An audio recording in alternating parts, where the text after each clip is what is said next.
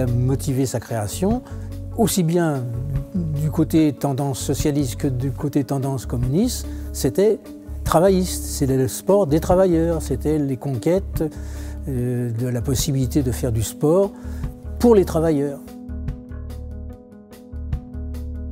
Les gens donc, de 1936 mobilisés après la guerre pour faire tourner la FSGT, leur attitude était très simple, très claire, c'est il faut que les travailleurs, la classe ouvrière, fassent du sport et profitent de la vie, quoi.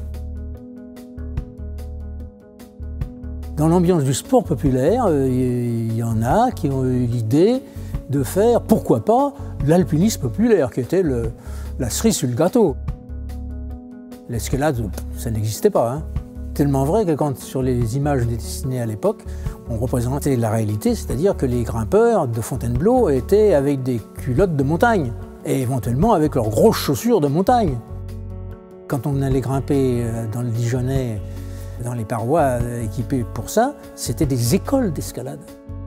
C'était pas un enlieu de bonheur en soi, c'était l'école d'escalade. Parce qu'il s'agissait de s'entraîner, sacré nom d'un chien, hein. La montagne, c'était le but, c'était l'idéal.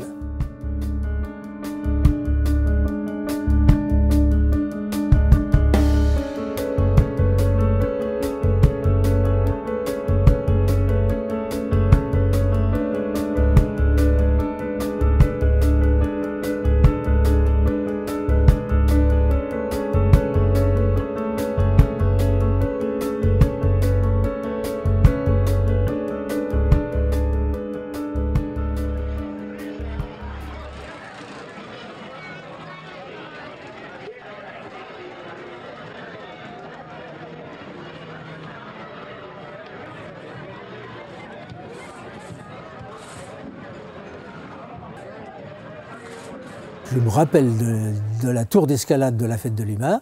L'idée était de rendre visible au peuple, présent à la fête de l'Humanité, le fait qu'il existait un alpinisme populaire. Le regard des gens était ébahi. Et c'était une pub extraordinaire pour l'alpinisme populaire, puisqu'on était en train de le faire et on le faisait au présent, à savoir un 1er mai, ça je m'en rappelle très bien, on se promenait avec une banderole qui disait « À la FSGT, l'alpinisme est un sport populaire.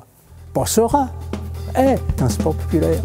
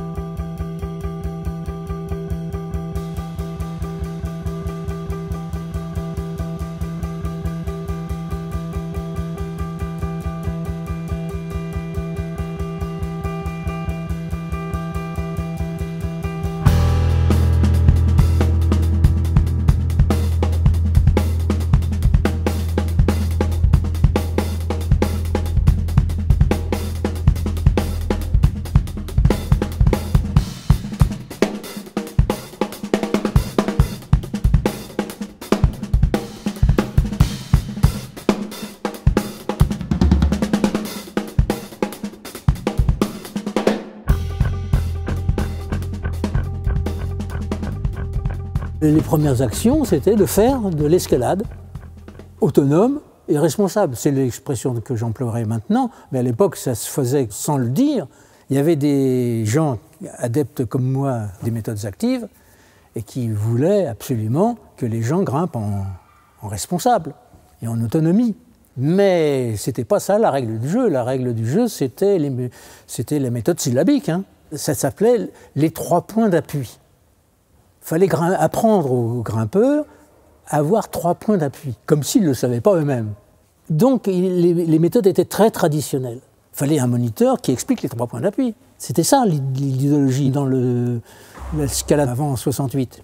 Les pistes jaunes à Fontainebleau, c'est un copain de bivouac qui avait fait la première avant 60. Il avait tracé quelques flèches jaunes parce que grosso modo, il trouvait ridicule que pour faire grimper les débutants, on les mette au pied du rocher puis on leur dise 3 points d'appui. Ça n'avait pas de sens. On mettait une flèche, il grimpait tout seul.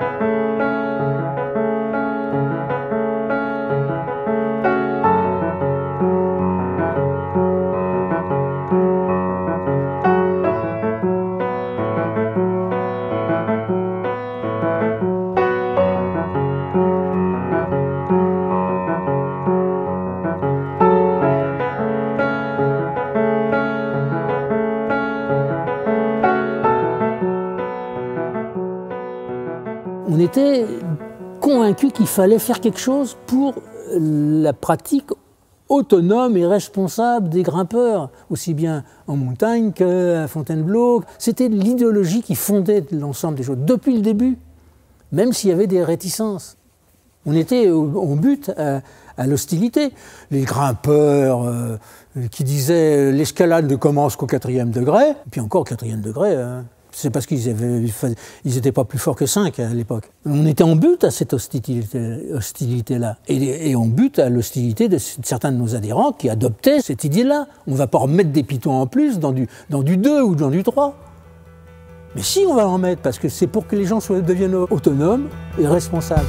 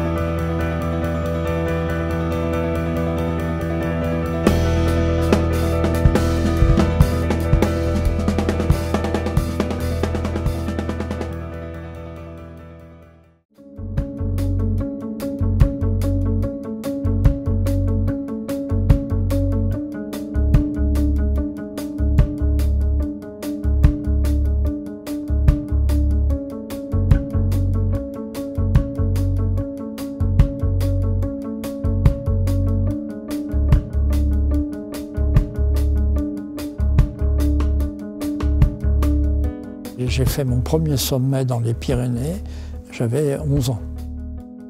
Et je crois que ça m'a beaucoup marqué, j'avais fait un camp, 70 jours, c'était quand même long. Et je me souviens, quand j'ai quitté, c'était à Cauterets dans les Pyrénées, j'ai pleuré de quitter la montagne. Alors, cet amour de la montagne et puis des activités liées à la montagne, j'avais eu tellement de joie que je me suis dit, les enfants, s'ils pouvaient goûter à ces joies-là, ce serait formidable. J'avais dans la tête de faire grimper mes élèves de ma classe, mais en même temps aménager le terrain pour tout le monde. Il fallait construire quelque chose pour eux. Et le modèle, c'était les circuits d'escalade pour adultes. Il y en avait à l'époque, en 1974. Il y avait en gros 150 circuits pour les adultes, mais pas un seul pour les enfants. Alors, bien sûr, des enfants grimpaient. Moi, je les voyais le dimanche avec papa et maman. L'enfant grimpait poussé par maman en bas ou papa en haut qui récupérait. Donc, ce n'était pas généralisable. Il fallait leur donner, dès le départ, une pratique autonome. Le chemin était tracé, il fallait construire le circuit avec des enfants eux-mêmes.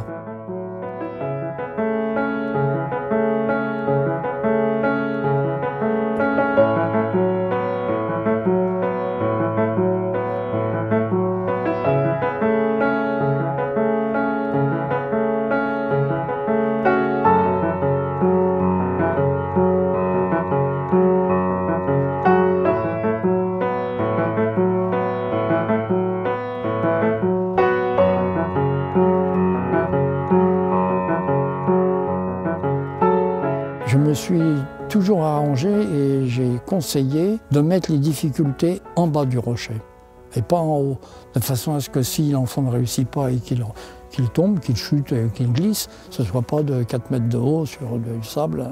Ça réglait la faisabilité et puis surtout les problèmes de sécurité.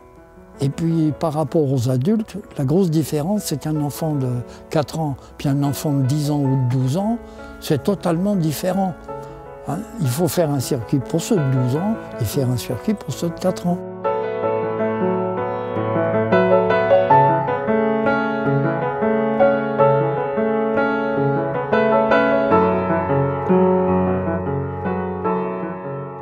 Je me suis efforcé à donner les moyens de création de circuits d'escalade. Le mode d'emploi de création d'un circuit, je ne le gardais pas pour moi ou pour la FSJT, je le divulguais.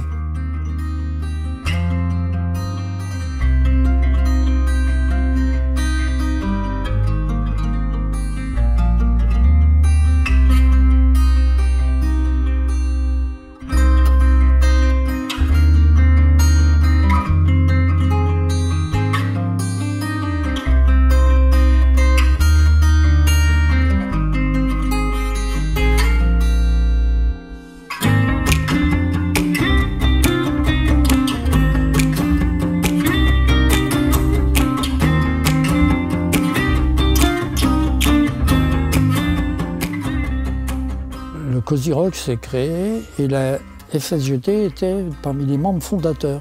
Il y a eu la FSJT, le Club Alpin Français, le Touring Club de France, les Amis de la Forêt de Fontainebleau. Donc ce groupe-là s'est mis à gérer l'espace grimpable. Par exemple, quand on créait un circuit adulte, ça tournait dans ce petit cercle-là. Alors, quand le premier circuit a été créé, il n'y a pas eu trop de vagues. Et puis, pour généraliser, il a fallu que je sois patient. Et en 1980, il y a eu une étape décisive avec l'Union sportive d'Ivry. On avait eu un projet, c'était de créer un espace d'activité pour les enfants. Et au moment où j'en étais au stade de l'expérimentation, après avoir fait le test avec un petit groupe d'enfants, on avait ramené d'Ivry un car plein, ça faisait une 50aine d'enfants. Donc on débarque, et puis le car, on avance, et puis on va au départ du circuit effacé. À la même époque, des grimpeurs de haut niveau ont trouvé qu'il y avait trop de barbouilles sur les rochers et tout. Donc à partir des circuits moyens aux plus élevés, il fallait tout effacer. Alors le Cozy Rock, quand on effaçait les circuits enfants, trouvait que c'était très bien. Mais quand on effaçait les circuits difficiles, alors ça n'allait plus du tout. Le système était attaqué un petit peu par les deux bouts. Le Cozy Rock avait très peur des enfants, qu'ils envahissent tout. Et puis en même temps, ils n'aimaient pas les effaceurs parce qu'ils étaient en train de détruire tout leur travail. Il fallait trouver une solution. Et la solution, si on s'opposait à ce que faisaient ceux qui effaçaient les circuits difficiles, on ne pouvait plus s'opposer à la création des circuits pour enfants.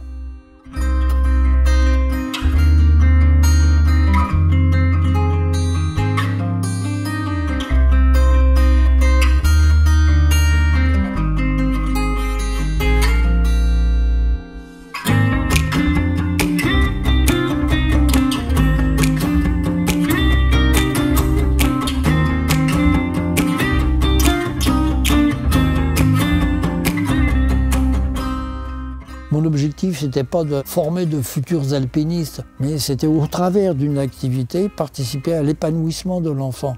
L'activité escalade, comme d'autres activités, amenait les enfants à s'exprimer. On retrouve des dessins faits par les enfants. Ils reflètent l'essence de l'activité, parce qu'on ne voit pas l'enfant qui est poussé aux fesses par un adulte. Non, ils sont enfants avec enfants, il y en a un qui fait la parade. On les voit absorbés dans leur activité, qui montre très bien qu'on avait là une activité autonome. Et bon, quand l'enfant acquiert de l'autonomie dans une activité, après, il arrivera aussi à transposer.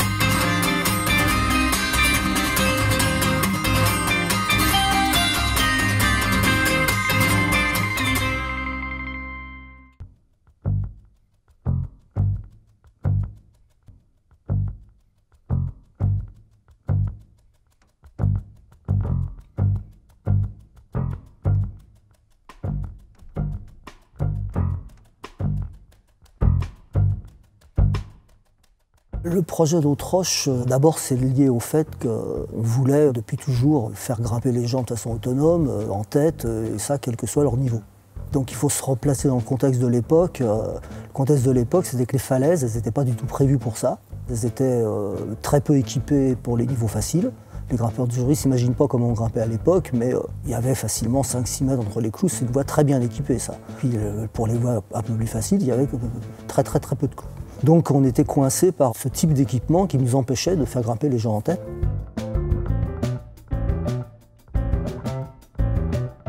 Dans mon club à Sainte-Geneviève-des-Bois, on allait notamment à Safre, dans le Dijonais. Donc Safre, très mal équipé pour faire grimper les gens en tête. Et à gauche de la falaise, il y avait des petites voies qui étaient des voies de 10-15 mètres qui n'étaient pas du tout équipées. Elles étaient cotées, mais pas du tout équipées. Elles étaient cotées entre le 3 et le 4 à peu près. On s'est dit, puisqu'elles ne sont pas équipées, qu'il n'y a personne qui grimpe là-dedans, parce que personne ne faisait des voies de 15 mètres sans clous, on va les équiper. Donc on s'est très vite aperçu que les grimpeurs qui passaient derrière nous, ils arrachaient les pitons en disant ça sert à rien, c'est des voies, vous n'avez pas besoin de ça pour... on se fâchait, il y a même eu presque des bagarres à ce moment-là.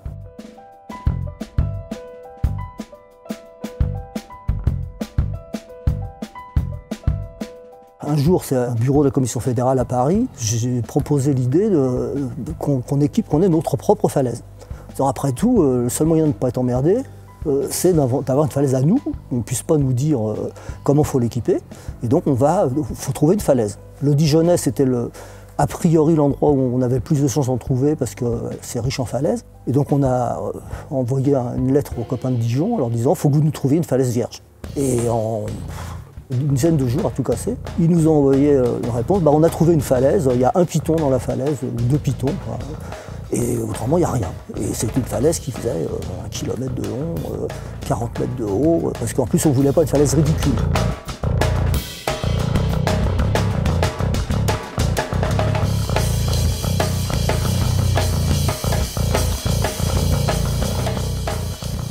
Alors, au début c'était un petit peu, quand le souvenir que j'en ai, c'était je dirais pas anarchiste, mais chacun faisait les voies qu'il avait envie de faire. Parce que la falaise était vierge, elle était très longue, et donc en fonction du niveau de celui qui avait envie d'ouvrir, il se repérait une ligne, et puis il installait sa corde en haut, il descendait en rappel, il nettoyait, et puis il mettait des pitons là où il trouvait qu'il fallait les mettre. Et puis après, la voie était validée une fois qu'elle était grimpée, quoi.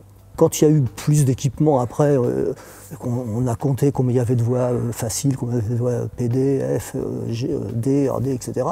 On essayait de boucher les trous, d'avoir un planning, de faire quelque chose de plus systématique pour qu'il n'y ait pas trop de voies d'un niveau donné et qu'il y en ait un peu pour tous les goûts. Très rapidement, on est arrivé à une centaine de voies, sans difficulté.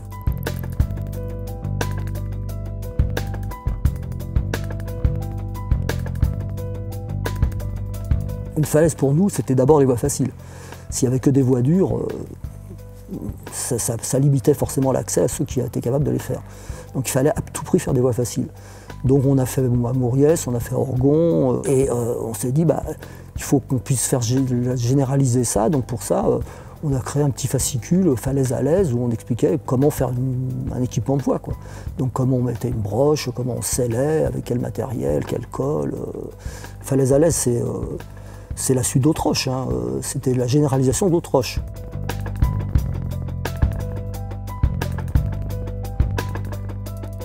Bon, ça fait plus de 50 ans que je grimpe. Avant Autroche, je ne vois pas de falaise qui était équipée de cette façon-là, quoi. Et maintenant, dans le monde entier, j'ai grimpé dans pas mal d'endroits, c'est la norme.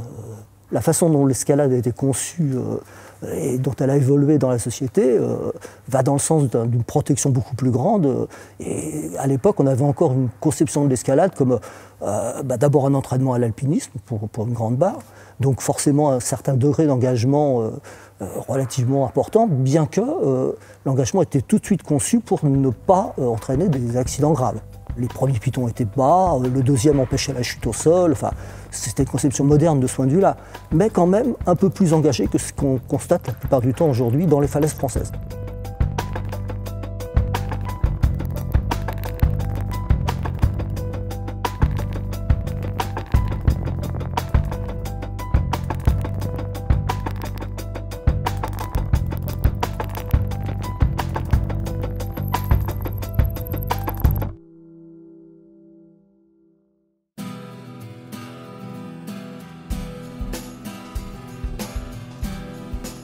La FSGT dans son ensemble s'est réinvestie beaucoup plus qu'elle le faisait à une période dans la fête de l'UMA.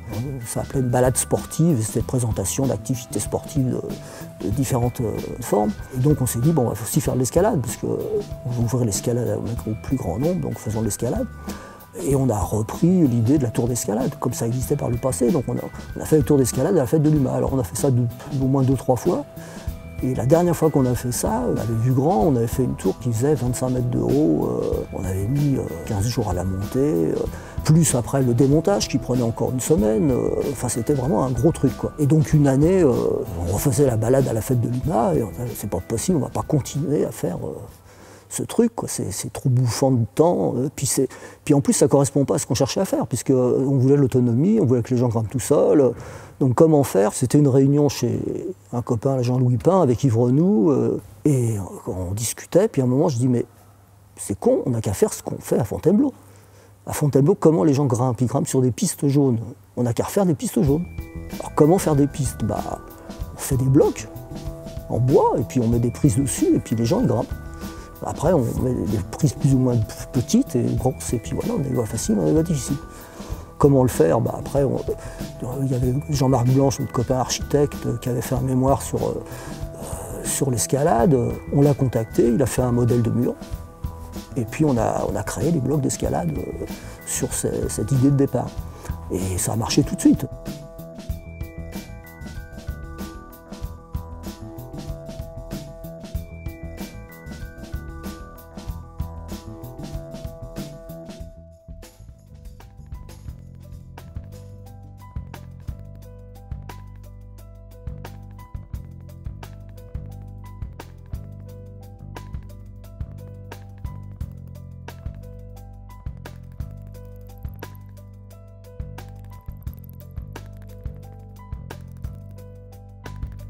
Dans ces séminaires, finalement, on est arrivé à la conclusion que ce qui ne marchait pas, finalement, c'était le mot d'ordre alpinisme populaire.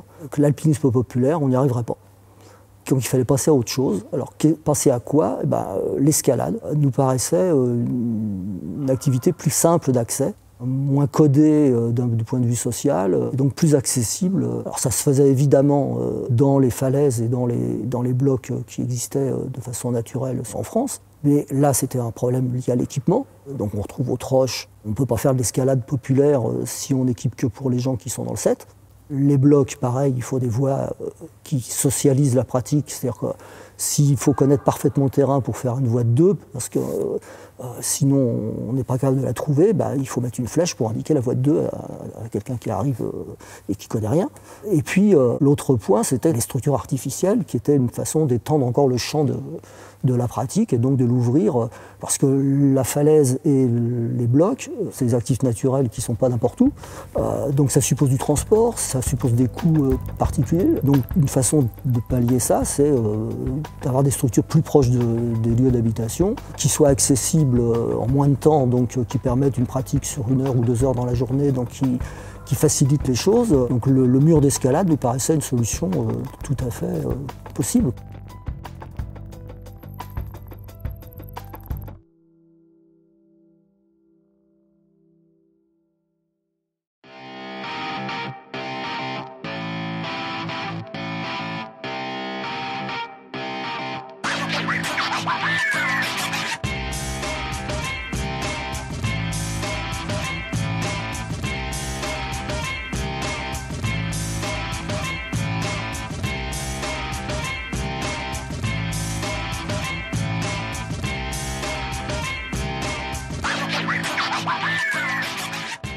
Ce mur d'escalade, on est un peu fiers, on l'a créé avec l'équipe pédagogique du lycée de Corbeil, qui était quand même un lycée. L'équipe d'éducation physique, c'était une équipe qui avait un ADN, disons, de démarche autogestionnaire, d'innovation, depuis sa création en 1959. Et donc, je suis arrivé là avec déjà des copains dans l'équipe éducative qui étaient des amoureux d'escalade.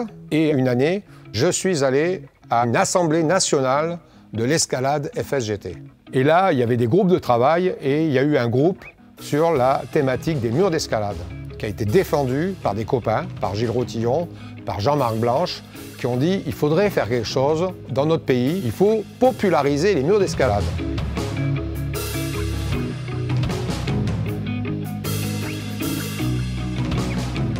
Moi, ça a fait tilt. Je suis rentré après de l'Assemblée nationale, j'ai rencontré Jackie, je lui en parle, on part en vacances, je reviens. Jackie, il avait commencé à faire une sorte de petite traversée. Il avait fait une sorte de mur sauvage qu'on a utilisé tout de suite dans des fêtes, etc. Enfin, en gros, voilà, le premier acte fondateur, ça a été le marteau, le burin. Bon, bah, alors, on s'est dit, on y va. On y va. Donc, comme c'était en plus la période 1981, il y avait des projets d'action éducative. On a décidé de lancer vraiment la réalisation d'un vrai mur dont on a à peu près la structure là, hein. C'est-à-dire en fait le plan incliné, la cheminée, toute la partie grise en fait, grosso modo, c'est ce qui a été créé en 2 ans à l'époque.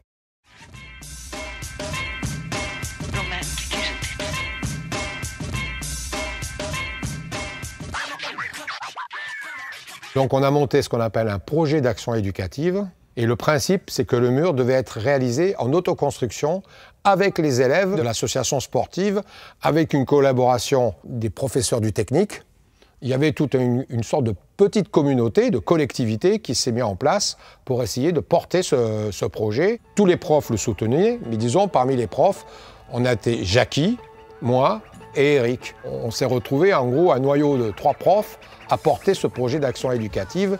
On avait une réflexion sur ce que c'était que l'escalade et on a voulu la transposer dans le mur d'escalade et de faire en sorte que ce soit vraiment un outil à la fois pour que les élèves puissent entrer dans cette activité qu'on appelle une activité d'épreuve et que ça soit aussi un outil qui soit gérable par des collègues qui soient non spécialistes. Il fallait que l'éducation physique soit capable d'absorber en quelque sorte une nouvelle activité, l'escalade. Et donc il fallait réfléchir en conséquence.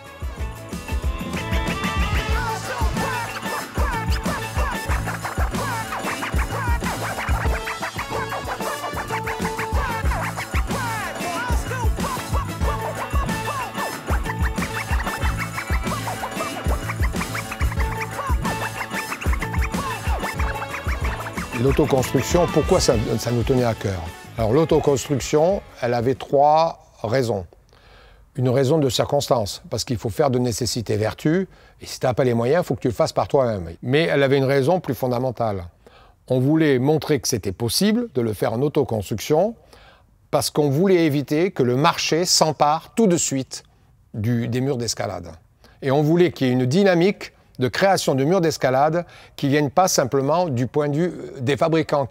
On ne voulait pas que l'escalade suive complètement le scénario, par exemple, du tennis, ou de suivre le scénario des salles de fitness, et qu'il soit tout de suite que sous la forme commerciale, qu'il y ait des formes du type lycée de Corbeil, et bon, on avait un peu de fierté en disant on est un peu les premiers quoi, à le faire. Et effectivement, ça a déclenché, ça a suscité d'autres vocations.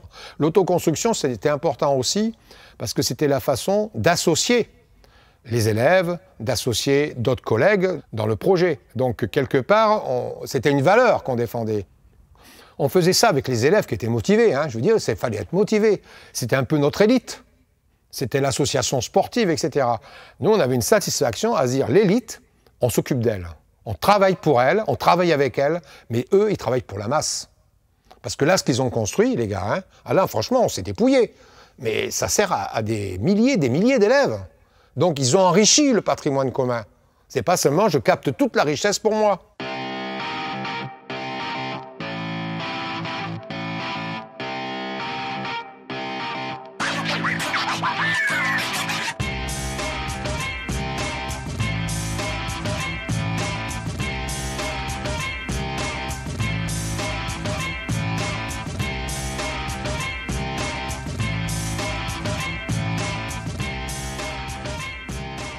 Les étapes clés de la construction du mur. En fait, il y a l'étape, je dirais, politique, en fait, prise de conscience qu'un mur, c'est quand même intéressant, ce que j'ai évoqué. Deuxième étape, je dirais, il y a l'étape presque de sauvage, où en fait, tu fais quelque chose, tu tentes. Et puis après, il faut mettre de l'ordre dans tout ça. Parce que là, ça commence à prendre de l'ampleur, il faut que tu es obligé de le structurer. Donc, il faut que tu mettes ton projet en forme. Donc, on a construit le projet technique. Alors, la phase technique, il y a l'achat des matériaux, il faut faire les fondations. On est venu avec les marteaux-piqueurs et les trucs, là, je veux dire, il faut quand même y aller. Hein. Je me rappelle, c'était joyeux. Il fallait défoncer le sol, faire des fondations.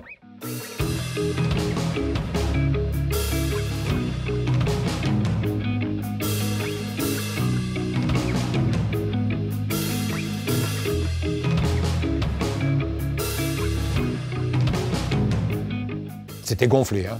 On a eu des doutes des moments, parce que c'est en autoconstruction, donc ça veut dire qu'au mois de mai ou à partir du mois de mai, on a commencé à mettre le chantier dans le gymnase. Notre grosse inquiétude, c'est est-ce qu'on serait capable de rendre un gymnase en état à la rentrée de septembre. Ça a marché.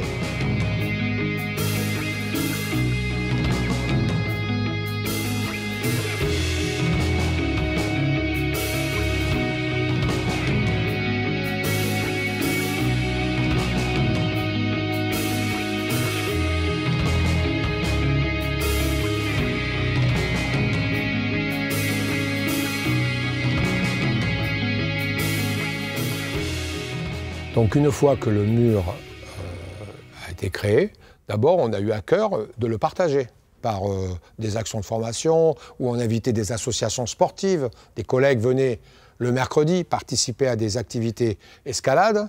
On l'a partagé aussi parce qu'on a fait des vidéos qu'on a fait circuler, qui étaient demandées. Donc en gros après tu as d'autres équipes, soit d'autres équipes en éducation physique qui se sont lancées dans des projets du même type, soit aussi des associations. Par exemple, côté FSGT, on a impulsé la transformation, le mur de la poudrerie de Sevran. Ça a fait un peu tache d'huile. L'idée des murs, c'est un peu comme si on disait on va amener les falaises à la ville. En partant un peu de l'aphorisme d'Alphonse Allais qui disait il faudrait amener les villes à la campagne pour que les villes soient plus vivables. Ben, nous, on dit il faut amener la montagne dans la ville.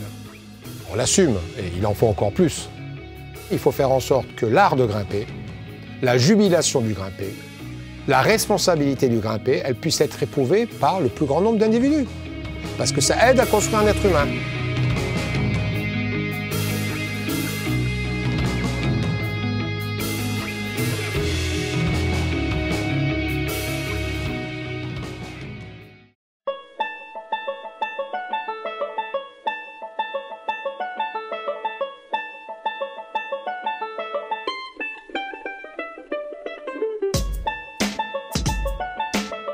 Comment se créent les murs d'escalade? Déjà, c'est des gymnases municipaux, c'est donc des décisions de la ville de Paris, la ville d'Ivry, enfin, etc. Et il se trouve que j'ai eu la chance d'avoir l'information concernant le mur de Grande 13. Et donc, avec des copains de l'US Ivry, on a décidé de jouer le coup et de monter une association locale, avec une aide d'Ivry, matérielle, pour avoir des cordes, pour avoir des dégaines, mais aussi une aide militante humaine, puisqu'il fallait former du monde.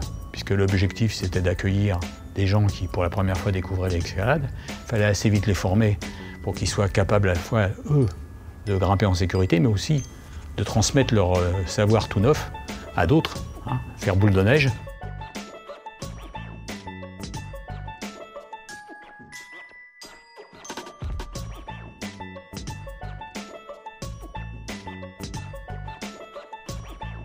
Quel contexte? Je pense qu'il y a eu un moment charnière où l'escalade est devenue un domaine intéressant du point de vue commercial. Il y a eu une multiplication des chaussons en tout genre, du matériel en tout genre, enfin, etc. Donc l'effet de mode a touché les élus, avec retard par exemple en ce qui concerne Paris. Ivry, ça faisait quand même très longtemps que le mur d'escalade existait, hein. Donc il y a des villes, des municipalités qui avaient anticipé, qui avaient vu l'intérêt de l'activité. D'autres moins. Ils y sont venus avec l'effet de mode. Ici c'est le cas. Ils ont construit un petit morceau du mur, on a construit, nous, l'association.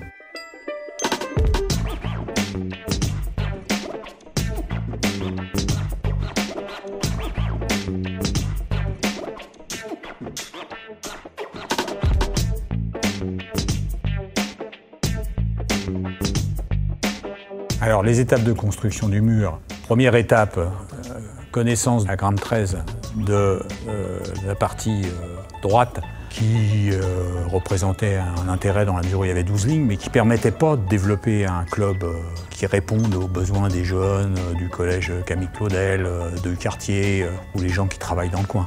Donc dès qu'on a mis en place le club, on a aussitôt mis en place un projet d'extension du mur. La deuxième partie qui est en gris sombre, on avait défendu auprès de la mairie à l'époque RPR, 13e. Donc ils avaient accepté en finançant sur leurs fonds propres. Donc ils ont construit ça. Entre-temps, il y a eu les élections municipales, ils se sont fait virer. Et comme j'avais anticipé le coup, avec d'autres copains, on avait écrit aux postulants remplaçants, à savoir les socialistes, s'ils s'engageaient, comme la précédente mairie, à construire le reste. Et comme ils ne répondaient pas, je les ai chopés à la sortie d'un métro en leur disant « Je vous préviens tout de suite, si j'ai pas de réponse sur ça », c'était 15 jours, 3 semaines avant les élections, je fais une assemblée générale de Grande 13 et on distribue dans tous les coins le refus que vous nous opposez de développer l'activité sportive. Donc dans les 3 jours, j'avais une lettre signée bien amicalement « Vous aurez votre mur » et on l'a eu. Puis après, quand ils ont nommé une maire adjointe au sport, qui était une femme très sympa, on a donc construit, là, en collaboration vraiment avec elle, d'autres projets, y compris l'extension, la partie gauche, enfin, etc., etc. Et ce qui était intéressant, c'est que c'était un projet porté par l'ensemble des adhérents du club.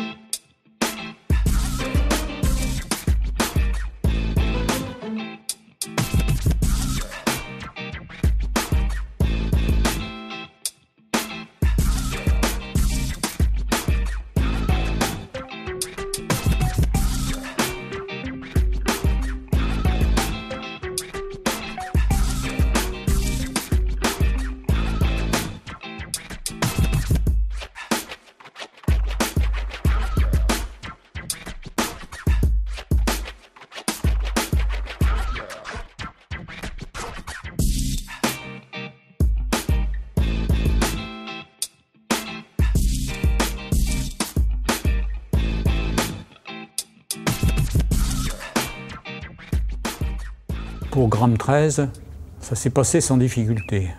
Pour Rock 14, il y avait d'autres gens qui avaient des visées sur le mur d'escalade du gymnase MIA, notamment l'UCPA, qui avait envie de récupérer le mur pour ses activités lucratives. Et on a éliminé le projet de la FFME, puisque, manque de peau pour eux, ils avaient fait le mur à 8,50 m, donc pas homologué pour la compétition.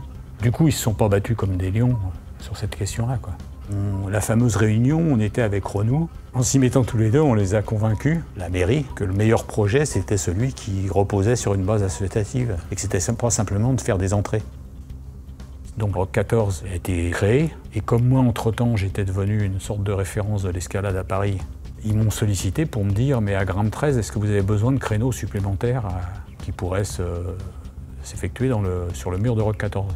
Donc là, on a dit non, on va prendre les gens qui habitent plus ou moins dans le 14e et on va créer un club à Rock 14. On a bien fait puisque maintenant il y a 800 personnes et ça se presse au portillon. Donc, et ici c'est pareil. Donc. Et puis après, il y a eu une multiplication des murs d'escalade. Mais ce qui est surtout intéressant, c'est qu'on a aussi réussi à mettre en place des clubs qui sont dans la même philosophie que Grande 13, Rock 14, et du coup qui coopèrent. Les fameux échanges interclubs, aller grimper chez le voisin, c'est pas simplement découvrir un mur, c'est aussi rencontrer des gens, discuter avec eux.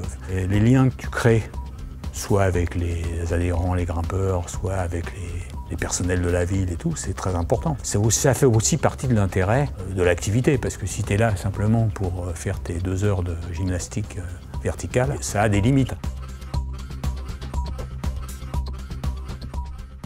Les grimpeurs dans les clubs FSGT, c'est une ligne constante de faire des murs d'escalade qui soient accessibles, qui permettent le développement des individus, mais qui permettent plutôt par le jeu que par la compétition et par l'élimination de celui qui n'est pas capable d'atteindre tel ou tel niveau. Et le développement du sport pour tous, c'est pas seulement des questions récentes. Le groupe alpin populaire, il était destiné à permettre à des travailleurs de la région parisienne d'aller faire de l'alpinisme, alors que c'était une activité réservée à une élite, à moindre échelle avec les murs d'escalade. On produit cette accessibilité à l'ensemble des catégories sociales.